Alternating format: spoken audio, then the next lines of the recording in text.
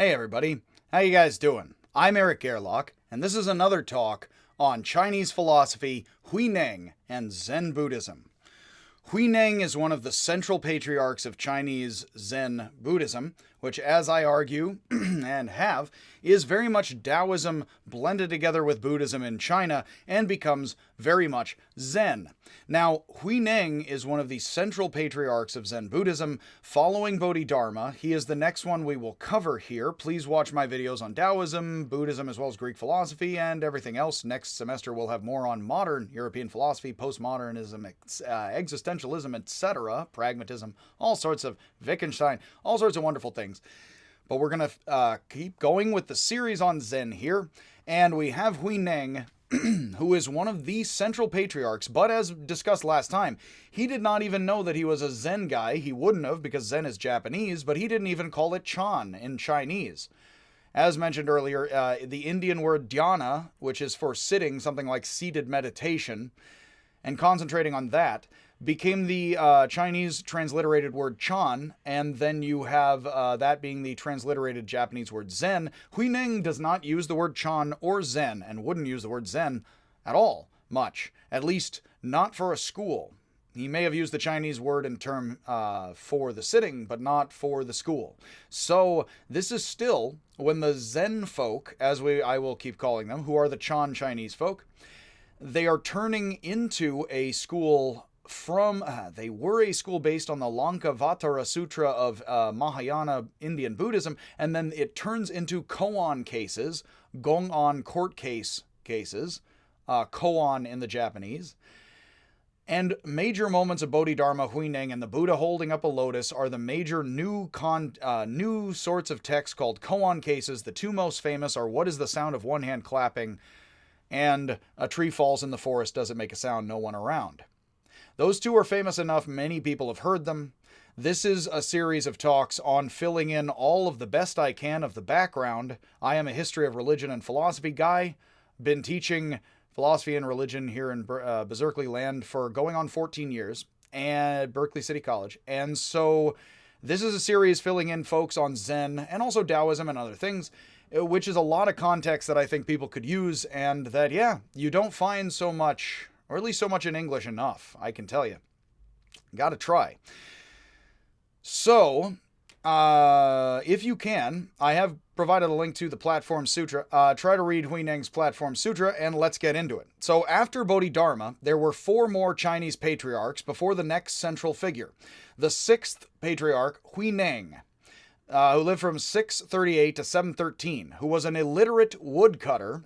Like Taoists often have their best thinkers are random country bumpkin people. Confucius says a bumpkin came up and asked me a question. I couldn't figure it out. My mind went blank, but then I hammered away until I thought of something. Confucius does not say, let's all be bumpkins. He wants to be educated. But the Taoists do have bumpkins and woodcutters and fisher peoples as their fisher persons. Yes. Fish for the persons, is that he has these folks as the heroes, and so you have a very Taoistic candidate as an illiterate woodcutter who is going to become a major central early Zen patriarch.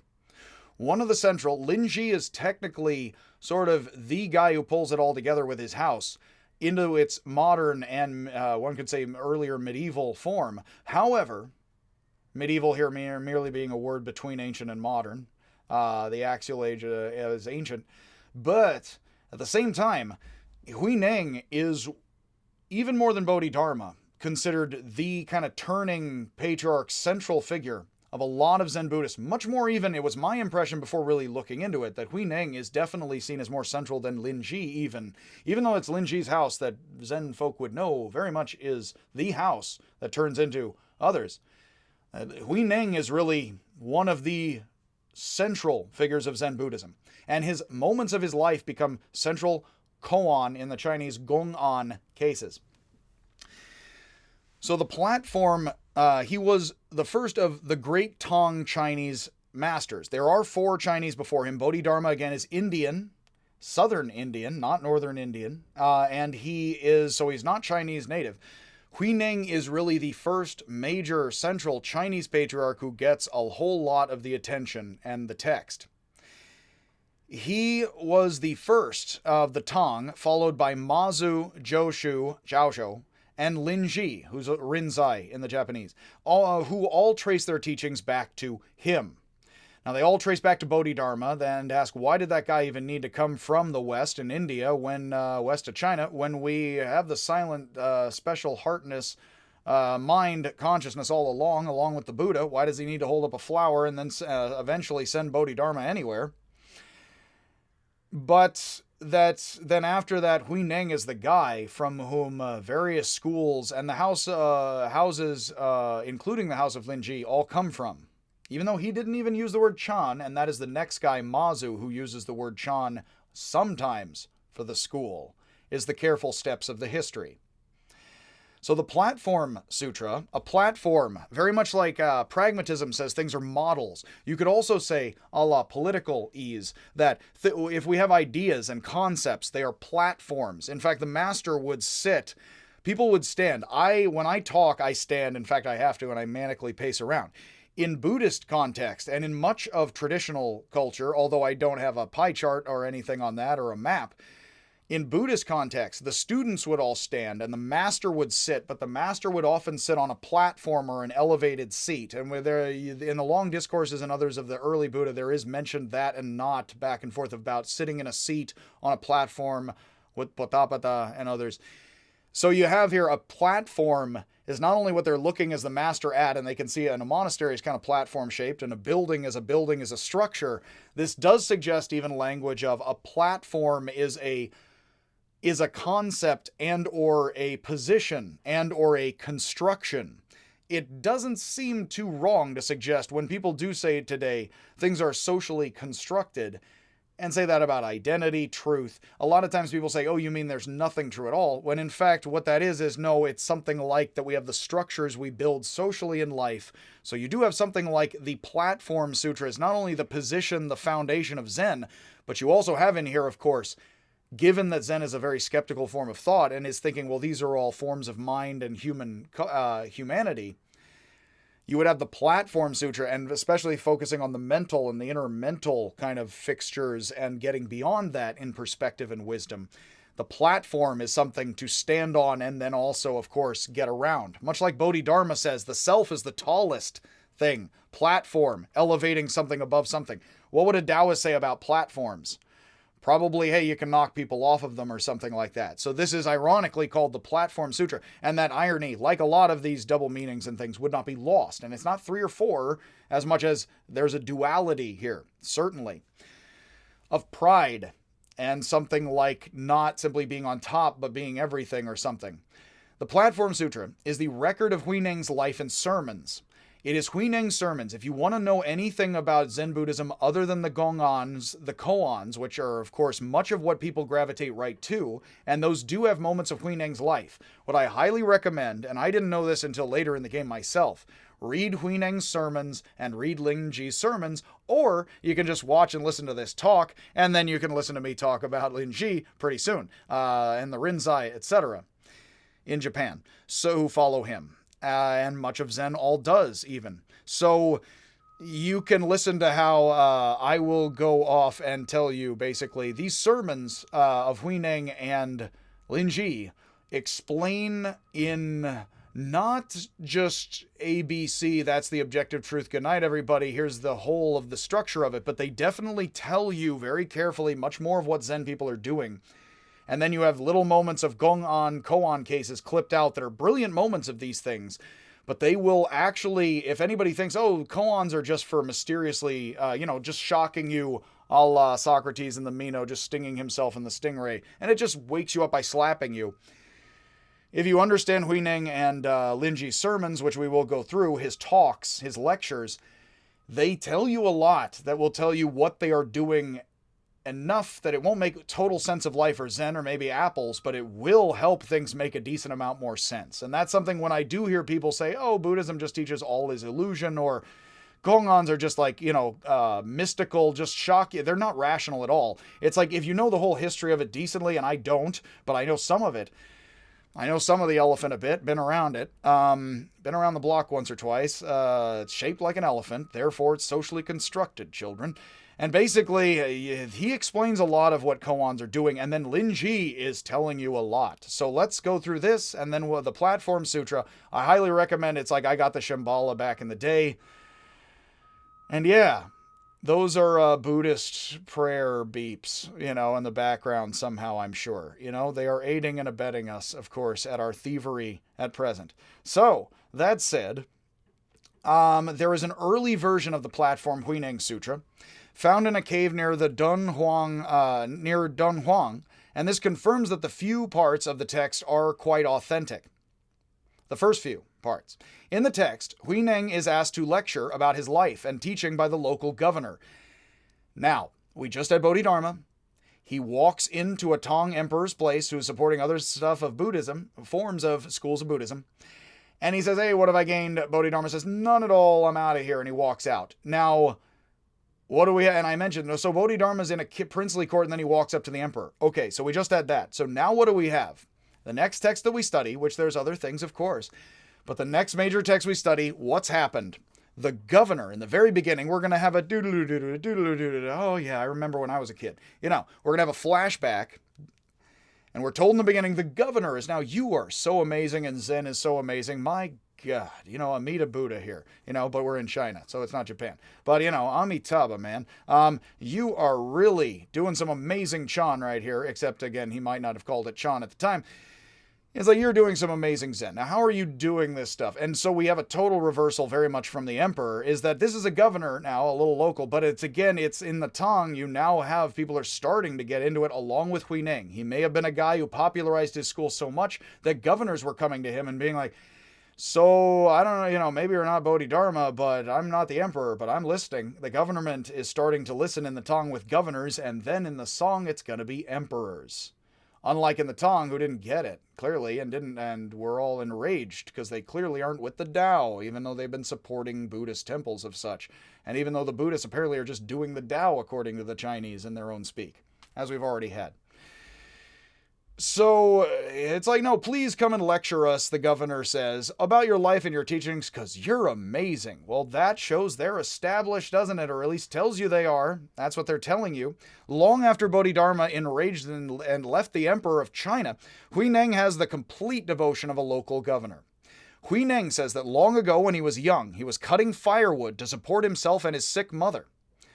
You never call, you never scribe, in ancient Egypt. Again, I have that in the ancient Egypt stuff. When he heard a Buddhist pilgrim reciting Buddhist teachings and experienced enlightenment. So he just hears oral or recitation of the texts. He can't read. And he hears it, and he gets it more deeply from hearing it actually than the text. And just somebody reciting the text, repetition. Gautari would be pleased. So he asks the pilgrim what he was reciting, and the pilgrim said it was the Diamond Sutra, which had arrived in China from India around 400 CE, and that he, the pilgrim, got from a monastery of the 5th Chan patriarch, Hongren. Huineng left home and asked Hongren permission to study Chan. So he actually leaves his mother, and it is understood he somehow makes an arrangement. He makes an arrangement for somebody to care for his mother, and he says, I have to go now. My people need me, the cosmos. And so he goes to a monastery, and he goes to Hongren, and he says, may I study with you, master? Hongren asks him, where are you from? And this is a bit Upanishadic. And Huineng says he is a peasant who wants to be a Buddha. Hongren said, you are a southern barbarian. Again, it is implied, this is sort of a darker-skinned foreign person, you different ethnicity. Who are you? How can you possibly become a Buddha? Huineng said, there is no difference in Buddha nature. One could also say consciousness, painfully, to the north or south, and that the one mind produces wisdom wherever you are. Hongren is deeply impressed by this illiterate guy and his not only devotion, but his understanding. And he sets Huineng to work pounding rice outside. So he assigns him the lowliest stupid position. He doesn't even let him read yet, or learn to. Soon after, Hongren announces that he is going to die soon, and must pass the role of Grand Master and Patriarch on to someone. Well, who just showed up? He asks the monks to compose verses of poetry that display their understanding of Chan Buddhist teaching. Well, that's odd because, again, that would possibly be back formation, because if modern scholarship says Mazu was one of the first to talk about he's talking about their particular school, but he wouldn't say Chan. Many of the students tell each other that the head monk Shen Xiu will compose the best verse, so they are not even going to bother. This is a bit of the Republic, kind of Plato. So most, they don't even try. Why? Because the expert is going to get the second level, the people who rise above for Heraclitus and for Plato, those who rise above the common who are simply asleep for Heraclitus and Plato in the cave. They'll do it for us. The experts. Science will understand your brain chemistry or something. You don't have to understand your life. Experts have it. The priests, the Egyptian priests, the experts, the scientists, they know how to think for you. You don't have to think. You don't have to grapple with things and possibly be wrong as heck. You can be right. They'll be right or wrong for you. But then some, they seek beyond. But unfortunately for Heraclitus, and it seems for Plato, there is pride up above, maybe not up above, maybe from down below, perhaps lower forces of us. But if you get up above, now you have to deal with being the few and the proud. The few, the proud, and the ugly. Along with Socrates, just had the talk thinking. In his and others' eyes. Unlike love and wisdom. So, basically, you have here sort of a tripartite thing. Is that, okay, so we're just going to... And you have here a very Taoistic thing. I mentioned at the time, in this text, you have a very Taoist thing going on. Shen Xiu is the expert top student. Now, we've already had one or two stories I mentioned in East Asian culture where the top guy and the oldest and the eldest does not get it and the younger or the youngest gets it, which is specifically counterintuitive in traditional culture, is the opposite answer, paradoxically being true because it should be the oldest son. A lot. Often. In this patriarchy, as again, you can ask feminist studies. So he says, compose several verses. Most say, I'm not even going to try. That guy's got it. What do I know? Now that's bargain basement level stupid, because not only is that not, you do have the power inside you all along.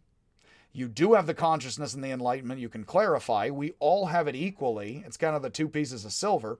So if you have it, no matter how hard you work, then it's not revealing it to yourself to say, well, that guy's better than me. And the better than them guy, the better than the many, but the one guy who is the one guy who's going to try, other than Huineng, this one guy who's the top guy who's going to try. Apparently there's a couple others, let's hope, and it seems to say. But the one guy who's going to seriously try, he is so nervous and he's a nervous wreck, which means he is not in accord with the Tao. Whether or not he's a Taoist or he's a Buddhist, Chinese Buddhist, or a Chan Buddhist, or a Zen Buddhist, who's very Taoist. He's not in accord with the Tao, by name for all these folks, because he's nervous. And that's what tells. That's the card tell. Edgar Allan Poe says the same in his detective fiction about a card player. I can tell. What's the tell? The nervousness. You picked up that card and you acted real nervous, which means that's either really good or really bad, but it's important. And it's either that or it's both, potentially, good and bad for your hand. But it's one of them, unless you're amazing and you're acting tense and it's nothing, and that's brilliant. Again, that would be the sort of Yoda routine that Poe or others would like. But yeah, if you're acting tense, something's wrong. Here, he should be with it. Shen Xiu, the head monk, will compose the best verse, so most don't bother. Shen Xiu says to himself, it is wrong to seek the rank of master, rather than the teaching itself. He moralizes. Now, he's technically right. It's a bit of a cucaracha outside, which signals a lull in the construction, in fact, because that is a food truck of sorts. Would they be on every corner? Yes? It's again, I support these things. So, many of the students, again, politics aside, again, like Socrates' daimon, avoid politics entirely, folks.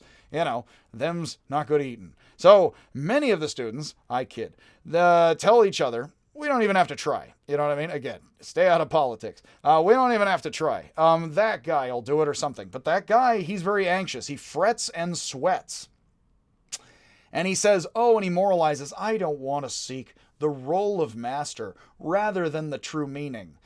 Well, this is very brilliant, actually, because you could easily be fooled on a first reading of this text, just like the first reading of an awesome movie. You could be fooled into thinking, if you don't know what's coming, that this guy is really smart and wise. He knows I should not seek the rank of master because that would be wrong rather than the inner teaching. Well, that very much shows that he's not with it. Let's let the story roll out. But actually, the very fact that he's moralizing like that, he's not just rolling around with it and like, hey, I'm good, you're good, it's all right. He's like, I don't want to be the master unless I make the wrong decision. Well, how much is he compartmentalizing and judging himself in his head rather harshly? Lin Ji is his whole turning moment of enlightenment is he's been judging himself rather harshly. Stop acting nervous and stop judging yourself, kid. Huineng's story is going to be put together by the House of Linji into the final sorts of versions of these texts, it would seem, according to scholars. Linji himself, in his moment of enlightenment, was too critical. I don't get it, I'm so wrong. All I'll say here is, Linji, another of the most, if not the most important patriarch of Zen Buddhism.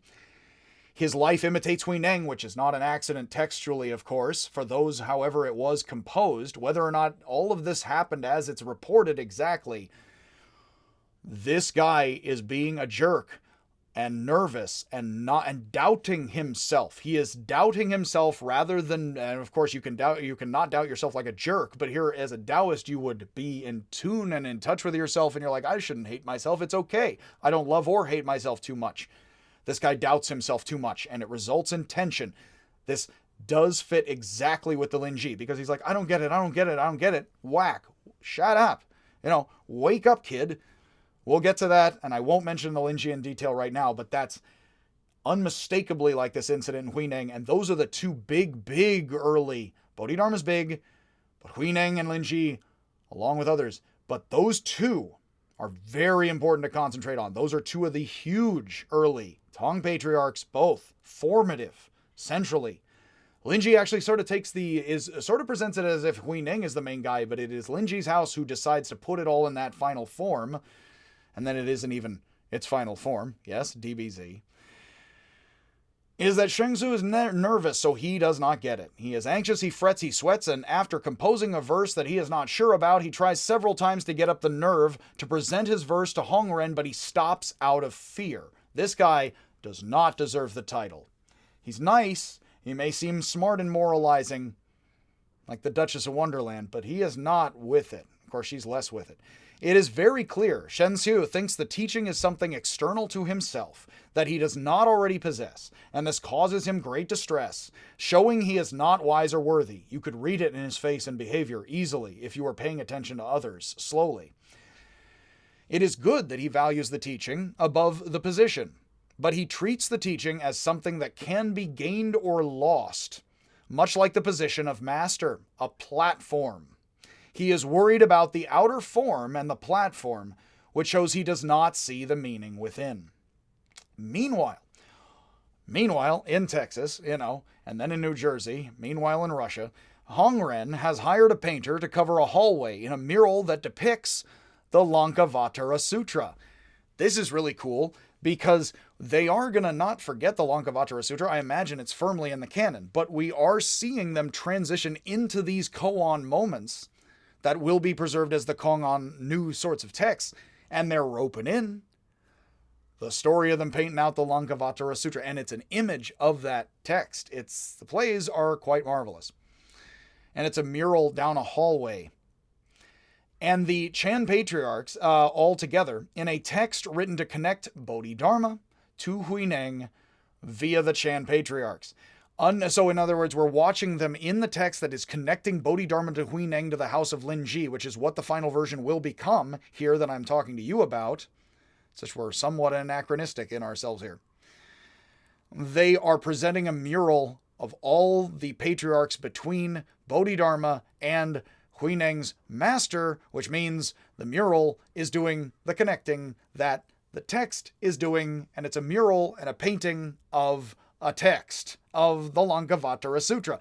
It's an interesting whole configuration. And again, that whole metaphor, if you had to stare or read these, stare at things while thinking of these texts for a while, what would you easily, come up with or to? Well, there's parallels here, in interesting ways. And I don't mean to close them out any further. But it does have to do with the platform is not an upper platform of the self, is it entirely, with Bodhidharma or Huineng? And why is Shenzhou nervous? Because he's worried about gaining or losing the teaching or the position himself. And he shouldn't put up with that. He shouldn't be so fixed to that platform, should he? He's putting himself on a pedestal. And that's why he's nervous. He could fall. Here the thing of the Taoists, again, if a board's up in the air, again, as mentioned, can't walk down it too much. That's Tong Taoism at the same time. Because we fear our own death rather than when it's on the ground. Shenzhou decides to write his verse in the dead of the night on the wall that will be painted over anyway. And he's not even confident enough to let it stand for a while and then just disintegrate because all is impermanent. And then if Huineng says it is good, he will admit that it is his own. Now again, he's even seeking approval or disapproval of the master, and I think that if you read these texts along with me, you will see, regardless of what you and I deeply or don't understand, you should not be acting as if you're seeking the approval, even though you want the approval of the master, and even though the approval of the master is what, or just passive, I didn't hit you, or I didn't say you were wrong, is a lot of what solidifies in these texts that you are right. You're not supposed to act as if you're getting someone's approval in Taoism or Zen. You're supposed to just act and then they approve of you because you're not seeking their approval, because you're just acting, and you act in a way that doesn't seek their approval, which will be increasingly worse, because Huineng does not tweak people's noses or slap people, he tears up texts. But as my understanding, it's later people are tweaking people's noses and slapping people a lot more. So that grows from this to the extreme, bro, a little bit. Here and there, recorded as the koans and the cases. So Shen Xiu takes his brush and writes, "The body is the Bodhi tree, the tree under which the Buddha was enlightened in India. The mind is a mirror on a stand." That is actually a metaphor from Chuang-Tzu, the Taoist. "Take care to wipe it continuously, never letting dust cling." Huineng sees the verse, which is a Taoist quote put in Chan, before Chan is Chan by name context. Huineng sees the verse and pays the artist to go home without painting the mural, saying the Diamond Sutra says all forms are illusions. And if they leave the verse up on the wall, people can recite it, act in accord with it, and avoid falling into evil, bringing them great benefit. Now this is good. The master's like, no, that's a good moral. People can read it. They can act in accord with it. That's good enough for plenty. Which sort of suggests he knows. Most monks don't try, hey, this is a leader of the guy. Hey, he's good enough. Give him a moral. For many, I don't know. But that isn't the master approving of it, is it? Because it sounds like it. But if we follow the text and we see, it's like the master is saying something like, oh, appearances are nice appearances. That'll help people keep most people in line. Sure. Huineng, pounding rice outside, hears a young monk reciting Shen Xiu's verse the next day and asks to be taken to the lecture hall to see it, as he has not been to hear a single lecture yet. He hasn't even heard anybody talk or the master talk. He doesn't know how to read, and he doesn't even get to hear them talk out Buddha. He's listening from outside. And he can't really hear the lectures out there. He's pounding rice like a peasant, like an illiterate peasant, like a woodcutter, except he usually doesn't pound rice. He asks a military official, not even a monk, standing by the wall, to read the verse to him. Which means this military official is more literate than he is, and he isn't even a nice monk, so he's even getting it through impure militaristic means, even, weirdly. Not pure means at all, but somebody who has blood on his hands. Or possibly, and again, much love, but that's not from a monk. That's symbolic. Huineng chuckles and asks the official to write another verse next to it. Okay, I can't write or read, but could you just write this down? Because I could talk, write this down. And so he has the military guy write it down. You do weirdly, again, in Indian thought, Jainism, and Buddhism, there are constant militaristic metaphors, which are at least ironic, don't you think? But yeah, then these are warriors' sons, but not in China, because that's Indian castes. The official is surprised that an illiterate wishes to compose a verse, but Huineng tells him that a person of the lowliest rank, very Tao, may have the greatest wisdom, while a person of the highest rank may completely lack it. Bodhidharma showed that with an emperor. On the wall, the officer writes for Huineng, "Enlightenment originally has no tree, and a clear mind, a clear mirror, is not a stand. Originally, there isn't a single thing. Where can dust possibly settle?" So what we have here is we have more traditional Buddhist metaphors were used by the master. They are in accord with Buddhist teaching. The words match the words. Yeah, that's good enough. People can follow that. That sounds actually like common people and common lesser monks, again, stupid babies, need the most attention, according to The Simpsons. We all do thus. So if we're all stupid babies, most are not going to try at all. But some are going to claw their way, as it were, hopefully with unclawed, declawed babies. Yes. Don't declaw your cats, I suppose. Is that he gives counter metaphors. And now he doesn't say, no, those Buddhist metaphors are wrong. He's like, sure, and the opposite too. That's at least what he does very much. I'll leave it at that. Obviously, there's much you could read into those lines, but he very much gives the opposite of what the first guy did. The first guy said, well, the mind is these metaphors. he comes along and says, and it isn't anything like that, which he leaves open. Now, if we know Taoist texts, you could foolishly think you're supposed to choose Huineng over the positive as the negative. But you're just actually supposed to see that he gave the negative as complimentary, I would argue, if you follow along with Taoist texts, and this is a Taoist quote from Zhuangzi that they are using. You are being invited to judge. You are being invited to side with Huineng. But actually what Huineng is doing here is he is not siding with Buddhism or traditional Buddhist metaphors. He is showing, I don't even need to side with Buddhism or the main student at all. I am free of anything like a roll above my head. Now, I almost said Zhuangzi. Totally wrong name. You have here that Sheng Xiu is worried about the master, worried about himself, worried about his position with the master. So Huineng, who is an illiterate woodcutter of lowly position, a la Taoist themes, in line with Taoist themes and such, says, yeah, I'm going to contradict all authority. Yeah, no, it's also the opposite. And he doesn't say because authority's wrong. He says because I can be completely opposite that and all of that. Now that is freedom Taoist mind. That is freedom of mind in the way. That is the Tao, which both the Taoists and the Chan believe in by name of China. So everyone is amazed by Huineng's verse. In fact, the lowly, the stupid monks who were stupid babies, need the most, they were off playing Xbox or something. They didn't care. They didn't write any poetry. They're playing the video games. So then they look at it, everybody likes that. People are like, wow, that's amazing. And people are amazed by Huineng's verse, so at least they get it that far, marveling that this Cinderella servant, so they know who he is, apparently, because he's like, yeah, write it down, and then people talk, could possibly be a bodhisattva incarnate, and that you truly can't tell a person by their appearance. Hopefully I've been getting a little bushy here, but then again, I am no one, and a terrible person. In the Taoist text of Zhuangzi, which is quoted often in the Zen tradition, it says, I've heard that if a mirror is bright, no dust settles on it. If dust settles, it isn't really bright. While Sheng Xiu, who would go on to lead the northern school of Chan, this is where the history comes in. What is the text doing here? They are hagiographically, which is fancy academic wording, which means there's a tradition which is explaining itself to us in this text in years after the fact. They are crafting the text in a way, whether you do believe or don't believe what they are saying, in a way that is going to get the patriarchs together. Now, there was a northern school rather than a southern, you're a southern barbarian. There was a lineage that ended up in the north, but it didn't carry on in the north, it carried on in the south. Now, modern scholars, for this reason, think it is possible Huineng was certainly a guy, but he may have been a guy who flourished in the south and never went north, because he happens to go north and is given the north to the south will rise again, but as it did in ancient China, because for the Song Court, they're going to be following Southern Chan Buddhism. Why not the North? Why not the original patriarchy? We're roping together here specifically in the text.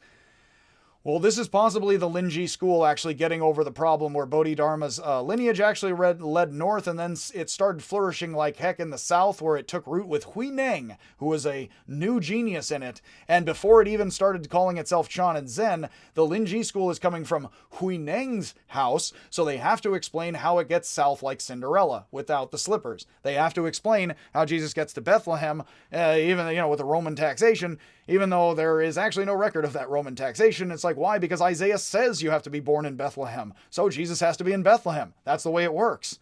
And I can't tell you because I wasn't there, but he has to be in Bethlehem according to Isaiah, and so Huineng has to be in the south, but he has to get north and then south to get the tradition, don't he? That's what scholarship can tell you, and it can't tell you anything more than that. So that tells you a lot, doesn't it? Quite silently. It's a silent transmission of sorts, ain't it? So yeah. In the, we have the Taoist quote. So, Shen Xiu is North School Chan. He wrote a text that displays his understanding of not only Buddhist, but also Taoist metaphors, and specifically the Zhuangzi, one of the favorite texts of Joshu and Linji, it would seem, who quote that text also. But then again, they could be quoting Huineng and others, couldn't they? Or even Shen Xiu. Although they'd prefer Huineng, and follow him in the south. Huineng would go on to lead the Southern school, wrote a verse that shows an understanding of non-duality, of each thing being and not being together, as well as all things being one, with a lived awareness of Buddha nature. I am somebody who, if that seems like a cheap philosophical point, Really pay attention to the ways Taoists and Zen folks then go on to use it in various forms. And it is not just a cheap, silly, one-off point. Oh, all is one. Good night, everybody. That's also the Upanishads. But you can actually use that kind of insight in life in various ways. And I do like showing people those sorts of things and ways in Tao.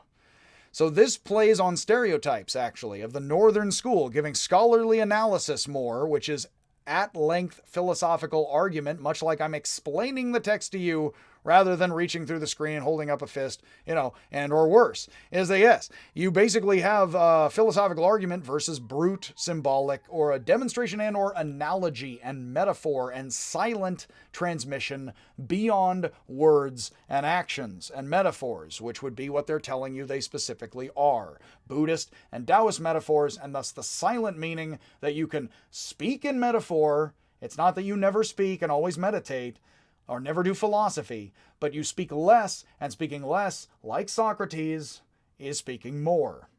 Like Heraclitus would also say, of ancient Greece and Ephesus. So, Huineng, the Southern school is known for being brute and to the point. They're going to get to slapping people a little bit even more. Much like Indian Buddhism contrasted with, I earlier did, Chinese Taoism, because Chinese Taoism is simple in its terms and Indian Buddhism is more complex and weaving a lot of terms together. Huineng told the painter that forms are illusions, letting the text stand in the place of the image. But Huineng showed that the text itself is also a form and an image and an illusion. And an illusion is not non-existent. Many people talk that way. That's too simple. An illusion is a thing. Now, how is it a thing? As words stand for things, but are not the things themselves. And metaphorically, the mind is like a mirror, but different from a mirror. Both a mirror and not a mirror. What it reflects and not. Your mind is the apple and is not the apple in ways. I do believe that's Wittgenstein and the Duck Rabbit as well. Later, Huineng tore up sacred sutras to shock his students into realizing that the text is inferior to the meaning.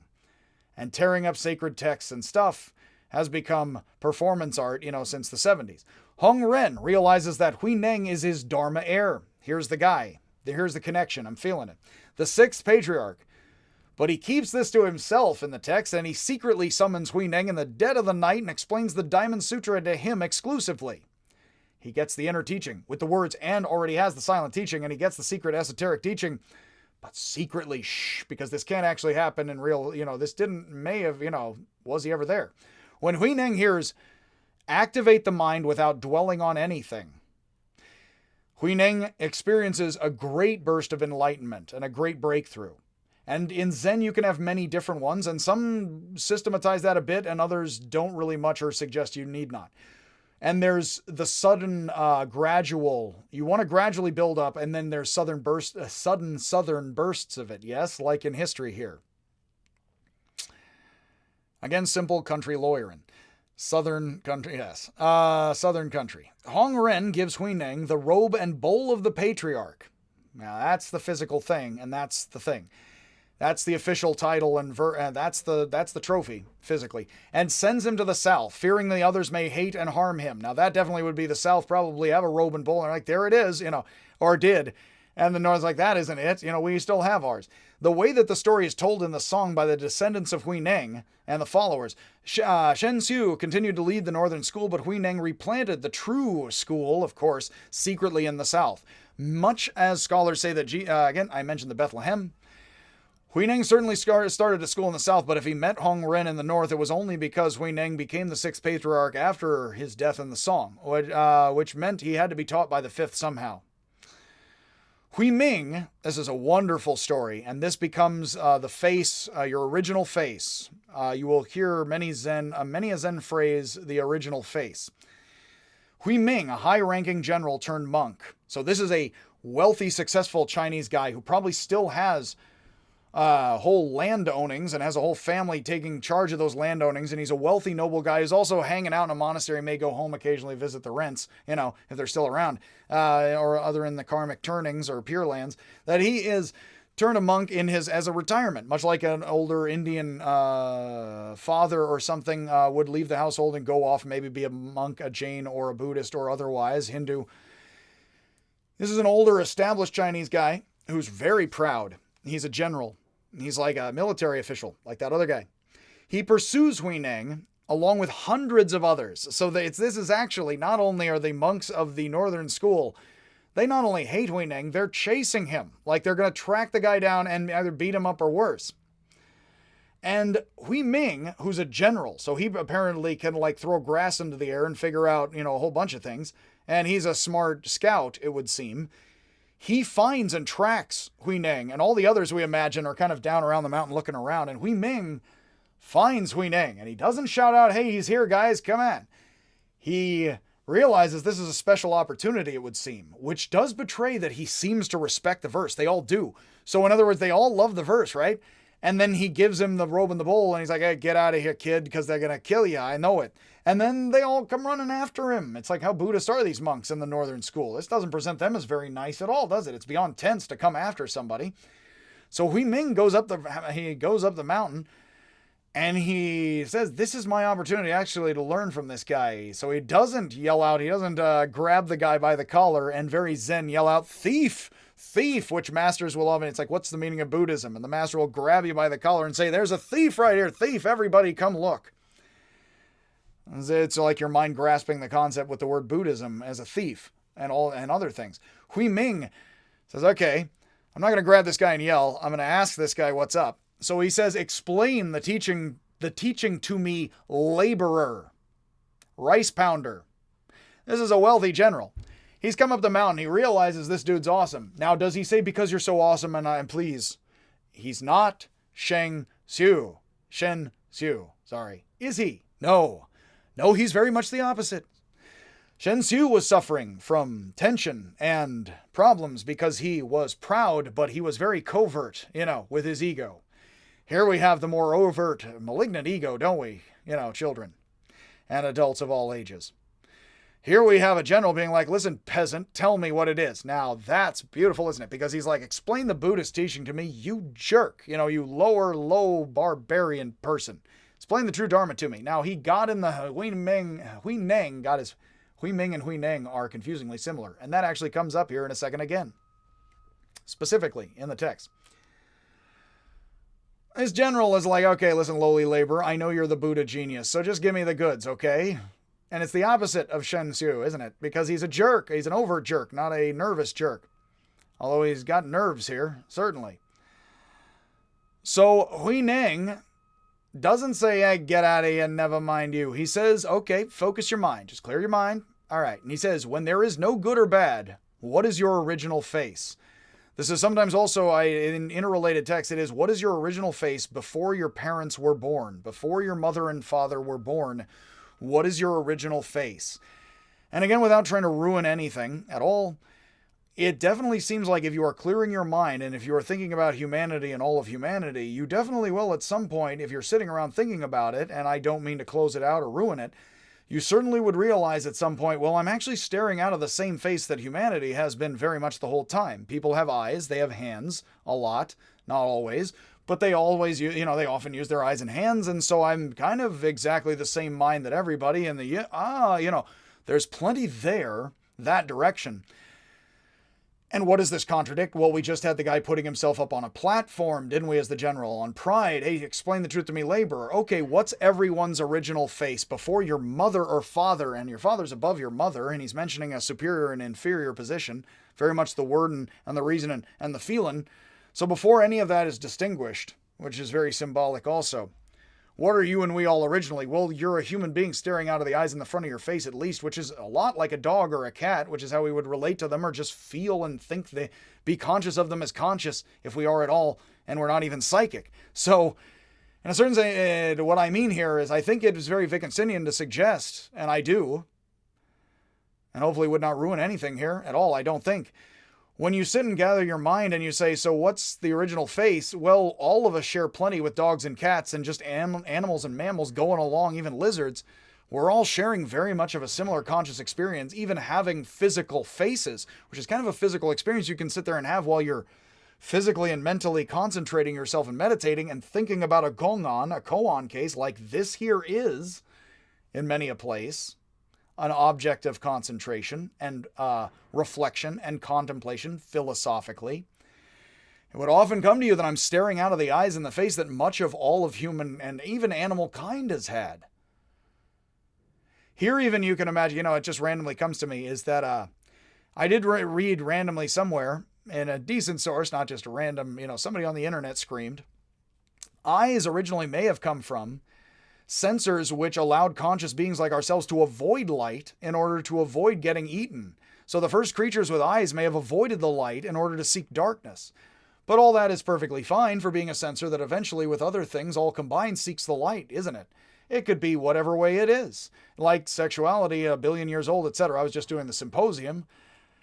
And it's like, well, it's a lot of everything, isn't it? So you've been staring out of a face and everybody else has too, and that's a lot of your, like it or not, conscious experience. I will leave that right there. There's so much more, of course, people can say, and I won't. But given that, and whatever you or I do or don't understand conceptually or experientially or pragmatically or otherwise, Huineng is greatly enlightened. He has a burst like the other guy, like Huineng, listening to the Diamond Sutra being chanted. So in other words, Huineng here can pass it on and can shock open even a proud, stupid general who's a privileged SO something or other, isn't he? Your superior officer. Yes? He ain't anymore. Huineng says that although he had studied the truth for years, he had not yet seen his own face. But now he is like someone who drinks water and knows whether it is hot or cold without a thought. In the early verses of the Tao, even in the bamboo, the early verses, the wise ancients were patient as if wading into a winter stream. We have here there's a Zen saying taking root here based on Taoism again, in which we should be like people, not as with Joshu, who extinguish thought entirely and cannot think, but you should think less and patiently, such that if you are walking into, let's say you walk into a situation with somebody else and they're kind of a jerk, you should be able to feel it out as if you are wading into a stream and feeling quite naturally without thinking that it is hot or cold, and then you can also think. Very much like if I walk into a situation with somebody, they're a jerk to me, I'm like, this person's a jerk. I do not like them. I have hit the fly with the sledgehammer. I am overacting. If I'm like patient, wading into a stream, are you okay? Yeah, no, I'm having a hard time. I'm feeling out and I don't even need to overthink how good or bad or hot or cold this is, because you don't need to think about how hot or cold a bathtub is. You know it through practice. We are not just words, but we are also words. So we can feel our way through words and emotional practices all networked together. Wittgenstein would say interconnected like a spider's web. If we are patient and watch the ways that our emotions, physical objects, and words alone, and our memories, our minds, our bodies, are interconnected with things, then we don't have to completely reject words. We can patiently feel out how better to use them, which is why Huineng is not silent, and there is a platform text or a Bodhidharma coming from India and saying anything to anybody at all, or raising any fist or point, and yet has the silent teaching. Because by speaking less and by giving these examples, you can help people to feel and realize and accept that they always are the same, which is something you cannot entirely tell them in words. This is not the only point, because that then can go on to many different forms of life and many different forms of interacting with others, as the Taoists do. But that is certainly an inner point that they are hammering home in these texts again and again, and it is quite Taoistic and turning into Zen with these central patriarchs. To wade into a stream and know whether it is hot or cold without a thought is to feel more out how we feel what we think and how we feel what we talk. Huineng climbs down the mountain. He finds the other 100 pursuers. There's exactly 100. 10 times 10. Nice round number. How'd they get that exactly to sign up? And he tells them, I have just climbed to the heights. But after that, there was no trace of him. Where can I find a man who's forgotten words, such that I can have a word with him, as Chuang-Tzu ends the inner chapters, or someone did for him, talking of him. I have climbed to the heights, but there was nothing of him to be seen. Well, why? Well, nothing in particular. If we all have the original face, who is he in particular then? Well, there's nothing of him. Huineng finds his way south, and as he is entering the monastery where he will teach and set up his school, he hears two monks arguing about a flag on a pole in the courtyard. This is a very famous koan case, and it is the duck rabbit a la Wittgenstein of subjective and objective, object-ish and subject-ish, truth together, depending on how you enter it or interact with it. which is mental and physical together, like the flagpole and the argument philosophically. It's an incident that finds its way into the Gateless Gate as a very popular central koan. Huineng asks them, "What are you arguing about?" The first monk says, "It is the flag. I am saying it is the flag that is moving, not the wind." And the second says, "It is the wind that is moving, not the flag." Huineng says, "It is not the wind that is moving. It is not the flag that is moving alone. It is your minds that are moving." According to both the Lankavatara and Diamond Sutras, all things are mind. They tell you that all the time. This is a psychological conscious experience. And the mind in the first monk is focusing on the flag and dismissing the wind, moving almost like your point of vision is continuously moving, and your argument away from that towards this. The other one is away from this towards that. And he's like, I can just watch your minds moving in the duck rabbit. I can see you going object-ish. I can see you going subject-ish, which here, the flag is a physical object. The wind is invisible motions. That would seem like physical, objective-ish truth. Invisible, emotional, subjective truth. One and the same thing, depending on whether we are focusing on the objects away from the emotions, or focusing on the emotions and the subjectivity away from the objects. But you wouldn't be able to do the duck rabbit entirely without both. You would have to have the tree falling in the forest with your ears in order for it to make a sound later, because nobody's there yet and we're not. You know? We don't have that line yet. We will very soon. But that's the circuit of the subject and the object, all of which is necessary. It's very Taoism, and it increasingly becomes expressed in incredible ways in Zen. So the wind is an invisible force of air, like the mental or the emotional or the subjective, while the flag is a visible substance of earth, like the physical, such that the argument between the monks is like asking whether the mind or the world is the cause of things, which is a very Buddhist question and can be interpreted as I am somewhat. Is causation subject-ish or object-ish? Is it mind-ish or physical-ish? Which you can still have even in postmodernism versus analytic philosophy, etc. If or pragmatism, positivism, post-positivism, etc. If mind and world are both mind together, arguing either against the other is pointing to mind with mind, as the Zen say, rather than other mind both ways. At the same time, all of this together is simply mind moving in ways, as we can sit back and patiently observe. The Taoists like Shuangzi, my favorite, whom is quoted, I'm mangling my English again, forgetting my objects and subjects, and their order. Yes, like we all do here. And yet they take these situations. So if mind and world are both together, at the same time, all of this is mind that is moving. And again, there is much in Shuangzi that suggests all of that with contrary motions, as the school of names also in China. The master of the monastery, hearing all of this, summons Huineng and asks him if he is the sixth patriarch who fled south. Huineng says he would not dare presume. You are too kind, sir, that I'm me. How dare you say such a thing? That's just too polite of you. It's very Socrates almost. The master bows. Now that's a total reversal. Huineng showed up and was like, yeah, you go pound rice. He shows up now. He is still possibly completely illiterate. I mean, what time has he had to learn how to read? The master goes to the gate. Are you that guy? Please, take over. That's just 180 degrees. That's symbolic as heck. Huineng says, the master bows and says, before he gives it over, he says, what is the transmission of the teaching?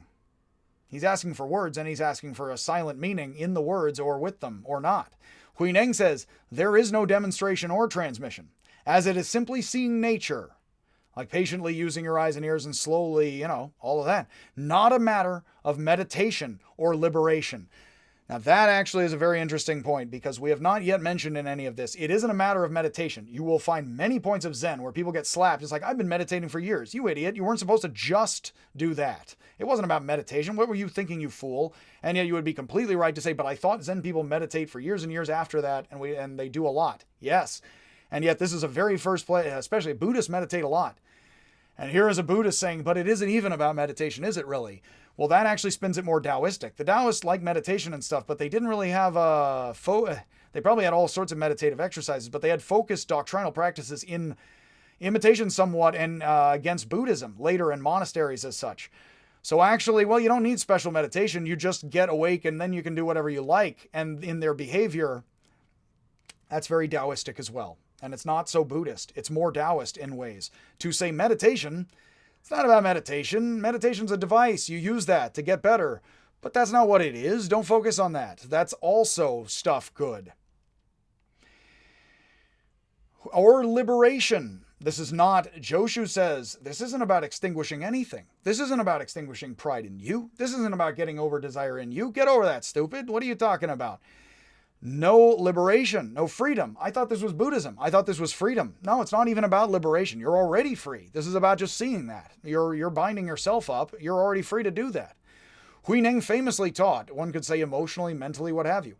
Huineng famously taught no permanence, no impermanence, no arrival, no departure, no exterior, no interior, no origination, no distinction. I will simply say here again, a lot of Taoism and Buddhism particularly get you to try to understand slowly, because you can't do it at first and you can't just hear it in words, is to condition you drop by drop, all of the Dhammapada, because it's Pali still, Dharmapada, that's not Sanskrit, is you are trying to not gain anything in particular because that would make you nervous and stupid. What you are trying to do is slowly gain what you already have right in front of your face by slowly doing it well and balancing it out. You aren't gaining or losing anything. You're just doing what you're doing slowly and well. And the Taoists would say more so minimalistically would be best. That's less judgment here, less systematizing, less fancy words, but not no words, because just enough. The master asks how Buddhism cannot be a matter of meditation or liberation. He asks exactly what we would here, and many would. Well, if it ain't meditation or freedom and nirvana, I don't get it none. And Huineng says Buddhism is about non-duality, realizing that the self and the world are one. So it isn't about meditate for that or not, but yes, that's not dual, and that's, if you're dualistic about it, you're losing it. And if you're dualistic about being free, rather than realizing you're free and unfree, and that's all very much what humanity's facing, that's not real freedom, is it? A la Buddhism, which is balance and middle way, as much as it teaches total extinction. I have mentioned in early Buddhist talks, Buddhism teaches total extinction and then teaches the middle way. And they criticize the Jains for being too extreme. How do you have total extinction if you have a middle way? Well, the Taoist answer is you don't have total extinction, and that's just figurative words and a painted rice cake. The master says that his own lectures are like gravel, but Huineng's teaching is gold. In fact, the text also implies this. Gravel to gold dust is a translation, and I honestly am not the language person enough to know, but it does seem it's in different texts. It's sometimes golden, sometimes gold dust, as opposed to gravel. Jesus in the Islamic tradition is asked, how can you perform miracles? And he says, is mud and water the same? Is mud and gold the same in your eyes? They say no. He says, well, it isn't mine. And the master turns over the monastery to Huineng. Huineng concludes his life story for the local governor, and he begins a series of lectures on wisdom and Buddha nature, including, and this is again very central stuff, know that the Buddha nature is fundamentally no different in the ignorant or wise. All wisdom comes from our own essential nature. The consciousness you already have would be a wonderful way of saying it, I would say, and did. It does not enter from outside. It is not external.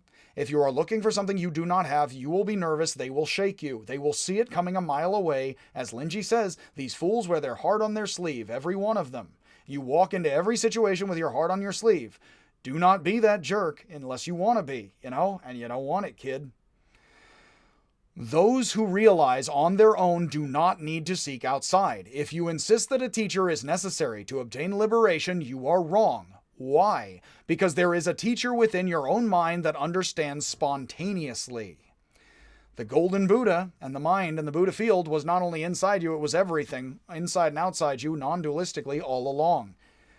Just pay patient attention to it, and it slowly builds drop by drop. The extent of mind is as vast as space without bounds. It has no squareness or roundness, basic quality, contrary qualities. No largeness or smallness. That's Chuang Tzu of the Taoism, a range of mountains and the set of hairs. No blueness, no yellowness, redness, or whiteness. It has no up or down, no long or short. It has no anger and no joy.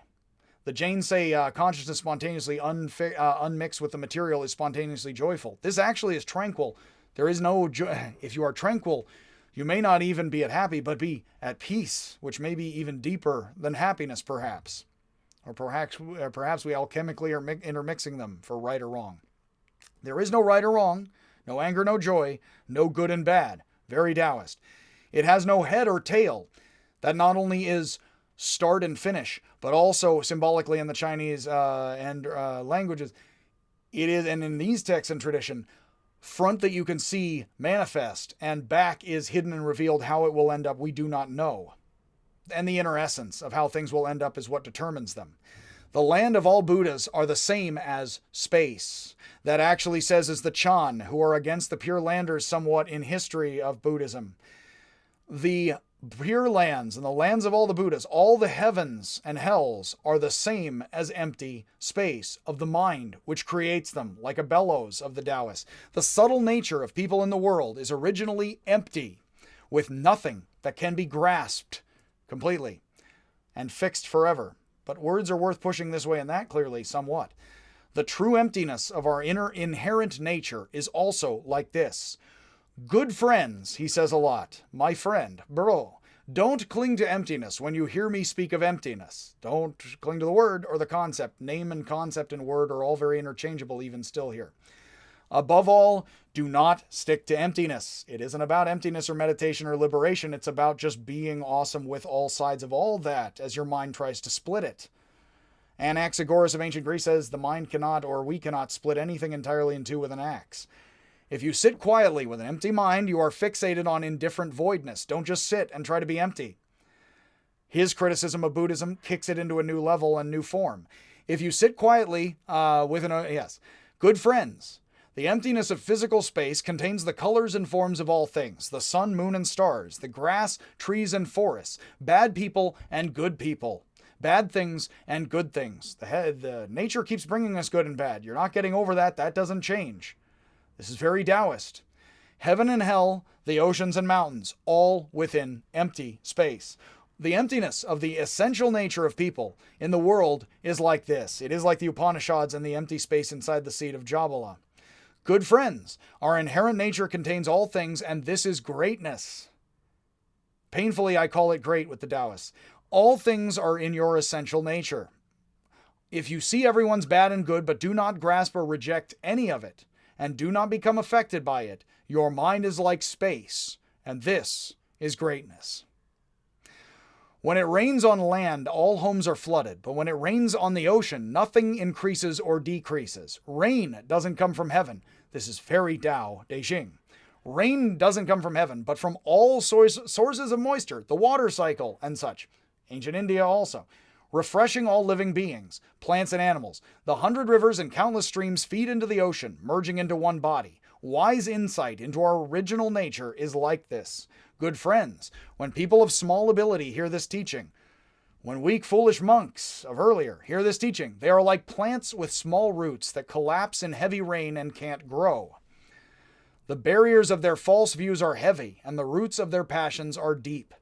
They are like huge clouds covering the sun, always bad in India and China, in many systems. Deluded.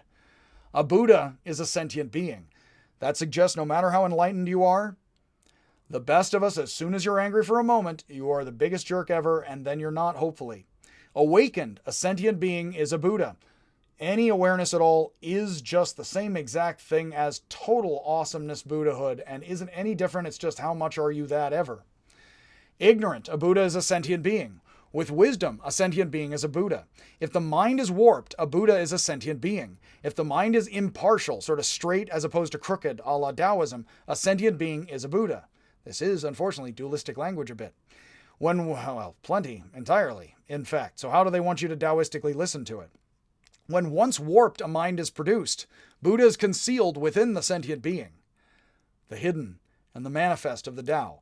If, for one instant of thought, we become impartial, the sentient beings are themselves Buddha. As soon as the biggest murderous jerk has a moment of clarity, they are not forever, probably not given the cycles of violence, they are probably, at that moment, identical with the Buddha and everything good in the cosmos itself and emptiness of space. and givingness of us when we are fluid and with it. If we do not have in ourselves the Buddha mind, then where are we to seek the Buddha? Huineng goes on to tell the governor and everyone assembled that the Pure Lands are not thousands of miles away up in the sky, but within ourselves. Hakuin, the Japanese monk Zen figure, famously has a story where he says, there's a samurai says, explain heaven and hell to me. And says, well, you have the face of a beggar. Your mother must have been somebody important. And he pulls out his sword. And he says, well, hell's right here, isn't it? And the guy puts away the sword. He says, well, heaven's right here too. He certainly knows who Huineng is. And probably has the text mostly memorized.